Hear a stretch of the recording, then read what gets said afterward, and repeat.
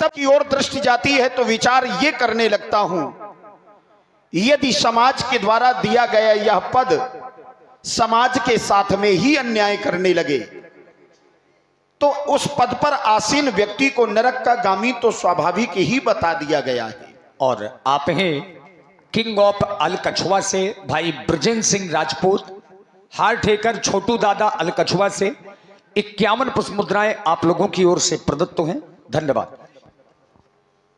अगर एक राजा बनकर के ना सोचा जाए, केवल मनुष्य बनकर के भी सोचा जाए तो मानवता ये आदेश नहीं देती कि हम अपने स्वार्थ के लिए किसी दूसरे को कष्ट पहुंचाएं।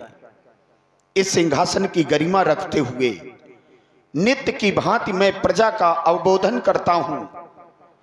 जिस प्रकार से एक पिता अपने पुत्र को संस्कार से वंचित नहीं देख सकता, उसी प्रकार से प्रजा का दुख एक राजा कैसे देख सकता है। तभी तो सिद्धांत कहता है, जासु राजो प्रिय प्रजा दुखारी, सो नृप अवस नरक अधिकारी। जिस राजा ने प्रजा को सुख नहीं दिया ऐसा राजा सोचनीय है। जिस राजा ने अपनी प्रजा को पीड़ा दी है, कष्ट दिया है, अपमान दिया है, ऐसे राजा को कहा गया है शीघ्र ही नष्ट हो जाना चाहिए। जो भरा नहीं है भावों से, बहती जिसमें रसधार नहीं,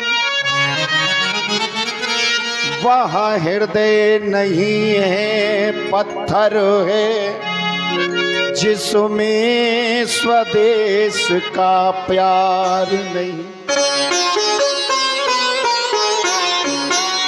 जिस पावन भूमि में हम खेलकर बड़े हुए हैं, उसके स्वाभिमान, उसके सम्मान में आई हुई कोई भी विपत्ति हमारी स्वयं की विपत्ति है। अगर प्रत्येक मानव ऐसे जागृत हो जाएगा तो समाप्त हो जाएंगे कूटनीति करने वाले, समाप्त हो जाएंगी समाज में व्याप्त ये आपत्तियां विपत्तियां। हम सबको एक होकर, संगठित होकर अपने संस्कारों को उजागर करना है, जिससे हमारा यह जीवन निर्मल हो सके। करना क्या है? ये निर्माणों के पावन युग में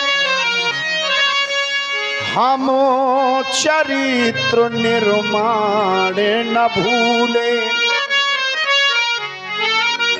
ये स्वार्थ साधना की आंधी में इस वसुधा का सम्मान न भूले। इस जननी का सम्मान न भूले। थोड़ी सी संपत्ति जीवन में प्राप्त होती है, जीवन अहम से भर जाता है।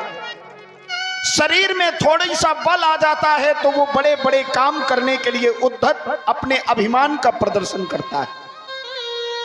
लेकिन विचारणीय विषय तो ये है कि जो छोड़ने वाली चीजें हैं उन्हें ग्रहण किया जा रहा है, जो ग्रहण करने वाली चीजें हैं उन्हें पीछे छोड़ा जा रहा है। छोड़ना है, क्या छोड़ सकते हैं? धन छोड़े तन भूल भी जाए। छोड़ना है तो संपत्ति के पीछे दौड़ना छोड़ो। संपत्ति कैसे अपने आप आएगी उसके मार्ग बनाने के विषय में सोचो। छोड़ना है, धन छोड़ो तन भूल भी जाओ, परमात पिता सम्मान न भूले। ये स्वार्थ साधना की आंधी में निज जननी का सम्मान न भूले, इस वसुधा का सम्मान न भूले। बड़े भाग्य से यह मानव का शरीर मिला है, बार बार नहीं मिलेगा।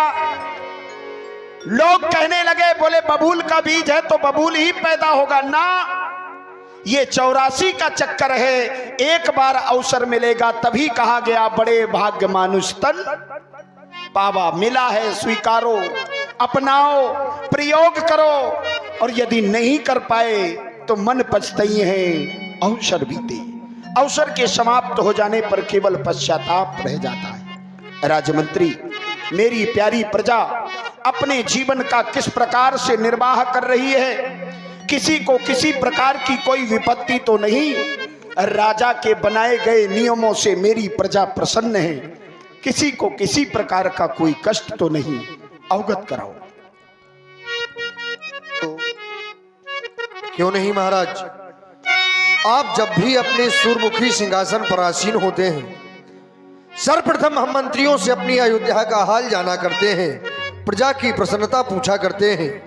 महाराज, हम जब भी आपकी इस प्यारी प्रजा का दर्शन करते हैं तो अयोध्या में निवास करने वाले सभी नर नारी, केवल मनुष्य ही नहीं, जब पशुओं पर दृष्टिपात होती है तो पाते हैं कि सिंह और बकरी पीते एक घाट पानी। ऐसा प्रेम आपकी अयोध्या में अभी वर्तमान में है। कहने का तात्पर्य अयोध्या में प्रसन्नता है। एक बार भूपति मन माही, भय गिलानी मोरे सुत नाही। बड़ी विडंबना है। राजा के धर्म का निर्वाह कर रहा था, एक मुखिया के धर्म का निर्वाह कर रहा था। सब सुखी हैं कि नहीं मैं ये देख रहा था, लेकिन जब देखा कि सभी सुखी हैं, ऐसा नहीं है कि दुख मैंने झेले नहीं है, दुख मेरे जीवन में आए नहीं है, या हम कभी दुखी नहीं हुए, लेकिन जब सबको सुखी देखा तो अपनी ओर दृष्टि जाती है कि मेरा आंगन तो आज भी सूना पड़ा हुआ है। 53 के अब 4